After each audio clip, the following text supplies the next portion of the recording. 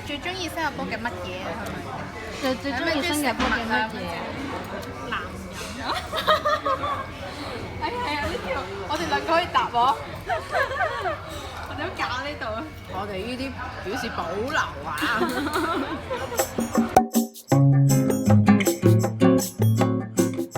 Hello， 大家好，欢迎回来我的频道。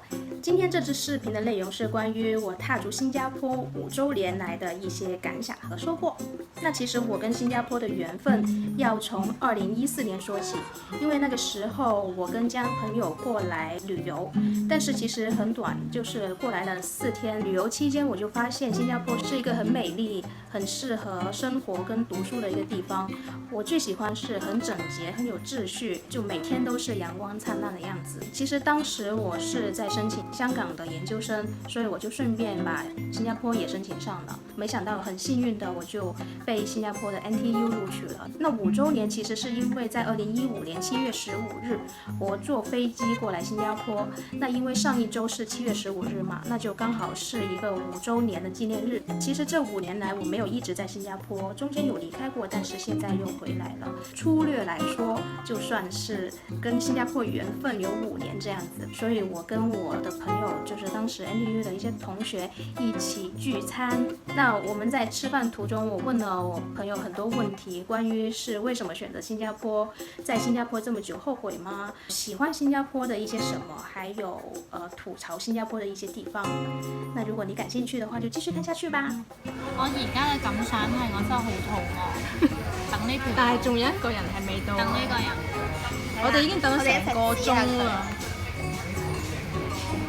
啊，跟住據說佢化成咁樣嘅樣出嚟嘅。據說佢嘅時間就用咗喺化成咁樣出嚟。啊，你一陣睇下圖文相唔相符？睇下呢個上鏡同真人嘅區別。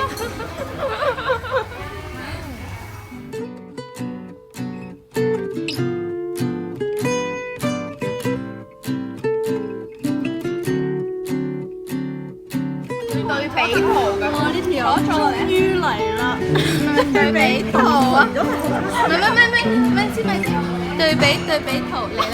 真人魚，哇！新人靚過相鏡喎，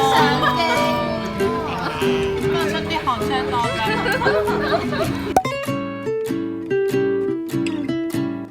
首先第一句，有冇後悔？冇，絕對冇。嚟新加坡係改變咗一生嘅時候，就算再俾多一次我選擇嘅話，我都係會嚟嘅。我都係咁話。咁你咧？雖然你未有5年，我今日嚟新加坡嘅868日咧，特登為咗亂入你哋咧，跟住就去查。聽起身好似多過我哋咁。係咪3位數？我咧就以前成日都有腸胃炎㗎，年都要整一次嘅，甚至乎有時翻去都會有。但係呢度冇係嘛？我就係要 touch 一下。我覺得嚟咗去咗之後，身體好似會好咗。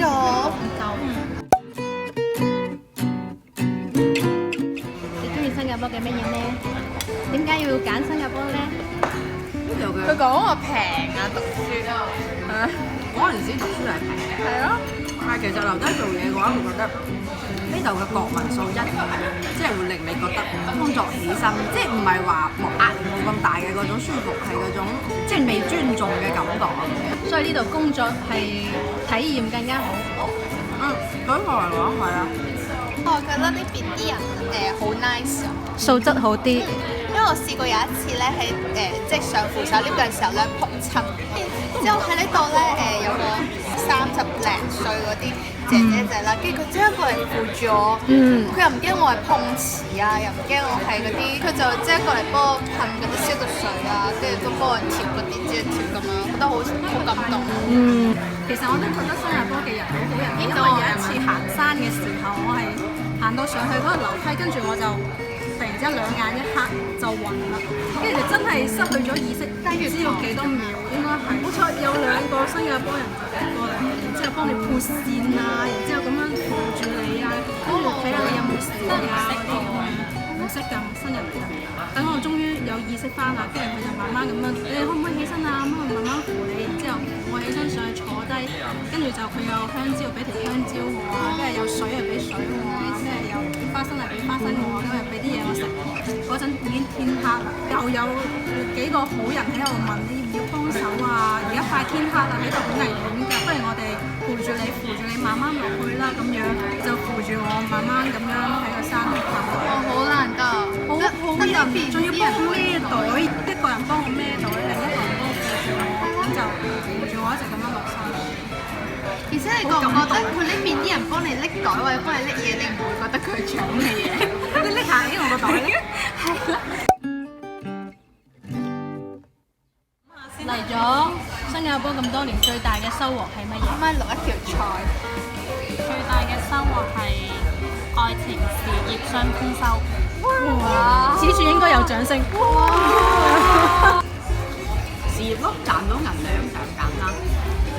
喺依度1年賺嘅錢，相當於我喺即係1年儲嘅錢，相當於我以前喺日立3年4年儲嘅錢。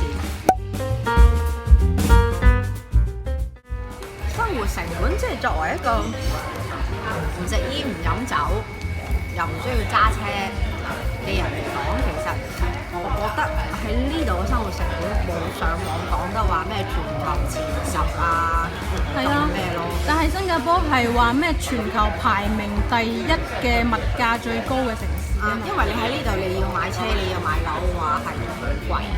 咁當然啦，你話房租嚟講佢當然都唔平，但係撇除呢啲生活大件嚟講，我就話作為一個唔食煙唔飲酒，淨係普通咁樣出嚟食下飯，即係又唔係話餐大嘅人。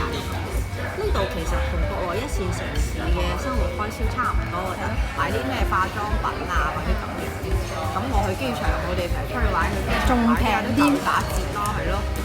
我哋就係最慘一樣冇淘寶咯，但係淘寶我哋淘寶而你都照淘寶啫，淘寶而家都但係都揾咗過嚟。但係你有咩難打？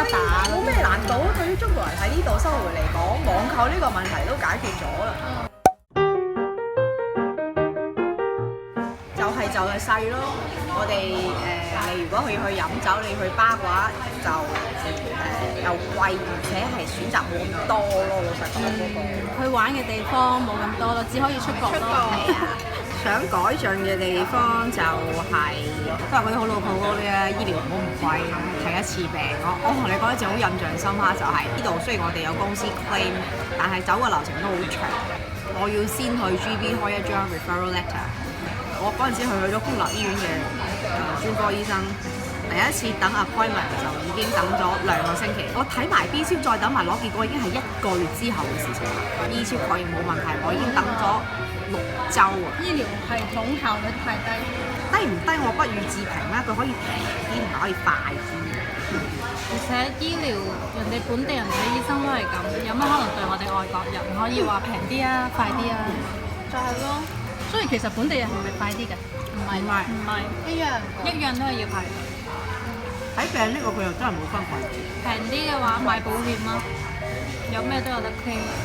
除咗醫療系統，仲有冇其他嘢係本土嘅呢個綜藝節目或者啲咩娛樂事業可以精進一下咧，真係好悶。哦，係咪啊？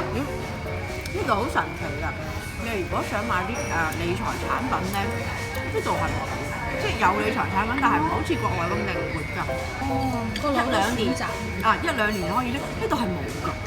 我揾我好多銀行嘅同學或者係朋友去問，呢度都直接買美股㗎。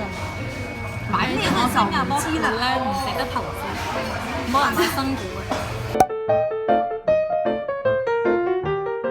喺呢度讀書值唔值得咧？即係呢度雖然嘅學費係比歐美要平，但係你覺得呢度嘅學校嘅質量覺得 OK 嘛？亞洲地方啲質量都唔會低㗎啦，呢度嘅排名都唔差，所以其實性價比更高。其實老實講呢度唔平，係專業係呢度本科讀1年嘅話，平均係20幾萬人民幣，連埋生活費。其實你4年落嚟同你喺英國差唔多。哇！經過一輪大戰之後，對比翻我哋啱先拍嘅，一話要影相，食飽飽。老婆你哋啲人手喺度 P 相時刻。Sammy，你想你自己點瘦啊？個頭細啲啊，唔該；個面細啲啊，唔該。面細啲啊？佢係咁意問下你嘅啫，然之後就唔理我㗎啦好認真幫佢 P 咩嚟嘅。是鬼蛋！佢上次 P 到我個頭細得好唔自然。